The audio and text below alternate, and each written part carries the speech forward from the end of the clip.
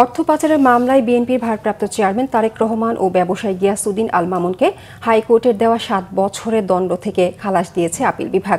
প্রধান বিচারপতি সৈয়দ রেফাত আহমেদের নেতৃত্বাধীন সুপ্রিম কোর্টের আপিল বিভাগের বেঞ্চ অর্থ পাচার মামলায় বিএনপির ভারপ্রাপ্ত চেয়ারম্যান তারেক রহমান ও ব্যবসায়ী গিয়াসউদ্দিন আল মামুনের সাজা বাতিল করেছে। গত বছরের 10 ডিসেম্বর এই মামলায় মামুনের আবেদনের পরিপ্রেক্ষিতে আপিলের অনুমতি দিয়েছিল সুপ্রিম কোর্টের আপিল বিভাগ। একই সঙ্গে দণ্ড স্থগিত করা হয়। পরে মামুন আপিল করেন। 2009 সালের 26 অক্টোবর রাজধানী ক্যান্টনমেন্ট থানায় এই মামলাটি করে দুদক। এরপর 2010 সালের 6 জুলাই তারেক রহমান ও গিয়াসউদ্দিন আল মামুনকে অভিযুক্ত করে আদালতে অভিযোগপত্র দাখিল করা হয়।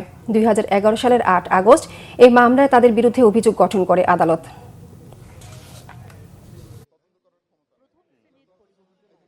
অ্যাপেলেট ডিভিশনের full court presided by honourable chief justice এবং উনি আমাদেরকে নির্দোষ সাব্যস্তে গিয়াসউদ্দিন আল মামুন সাহেবকে এই মামলায় খালাস দিয়েছেন। আর তারেক রহমান সাহেব যদিও এই মামলায় আপিল করতে পারেননি, আমরা আমাদের সুপ্রিম কোর্ট এবং ইন্ডিয়ান এবং পাকিস্তান সুপ্রিম কোর্টের বিভিন্ন জাজমেন্ট থেকে আমরা দেখিয়েছি যে যদি মামলা প্রিন্সিপাল অ্যাকিউজডের এগেনস্টে প্রমাণ না হয়, যদি মামলা দেখা যায় যে না এটা ইন্টেনশনালি করা হয়েছে হ্যারাসমেন্ট করার জন্য, হিউমিলিয়েশনের জন্য এবং এই মামলা সাজা দেওয়ার মতো কোনো কিছু নাই, সেক্ষেত্রে কেউ যদি আপিল নাও করে কোর্ট ইচ্ছা করলে তাকেও এই খালাসের যে বেনিফিট এটা তাকেও দিতে পারেন।